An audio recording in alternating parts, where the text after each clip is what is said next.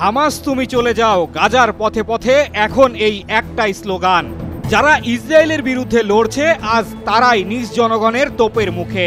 গাজার বিতলাহিয়ায় নজিরবিহীন এ ঘটনা ঘটেছে। 25 মার্চ গাজার বিতলাহিয়ায় শত শত মানুষ রাস্তায় নামে। তাদের কণ্ঠে একটাই স্লোগান, হামাস তুমি চলে যাও। গাজার জনগণের অভিযোগ, হামাস তাদের যুদ্ধের বলি বানিয়েছে। ইসরায়েলের হামলায় হাজার হাজার মানুষ নিহত হয়েছে, ঘরবাড়ি ধ্বংস হয়েছে, অথচ হামাস যুদ্ধ চালিয়ে যাচ্ছে।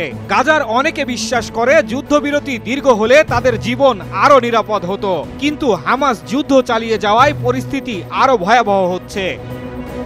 এই বিক্ষোভের পরপরই মাস্ক পরা হামাস যোদ্ধারা রাস্তায় নেমে আসে, কেউ অস্ত্র হাতে, কেউ লাঠি হাতে। তারা বিক্ষোভকারীদের ছত্রভঙ্গ করতে থাকে, অনেকে আহত হন। হামাসপন্থী গোষ্ঠীগুলো বলছে এই বিক্ষোভ বিশ্বাসঘাতকতা, তবে সাধারণ মানুষ বলছে তাদের কষ্টের কথা কেউ শুনছে না। দিয়াবের মতো হাজারো মানুষ আজ বলছে আমরা শান্তি চাই, ধ্বংস নয়। বিশ্ব মিডিয়ায় এই বিক্ষোভ নিয়ে নানা বিশ্লেষণ চলছে। কেউ বলছে এটি জনগণের ক্ষোভের বহিঃপ্রকাশ, কেউ বলছে এটি রাজনৈতিক চাল। গাজার জনগণের মূল দাবি নিরাপত্তা, খাদ্য ও শান্তি, কিন্তু সেটা কি সম্ভব? হামাস কি জনগণের কথা শুনবে, নাকি ইসরায়েল এই সুযোগ কাজে লাগিয়ে আরো সহিংসতা বাড়াবে?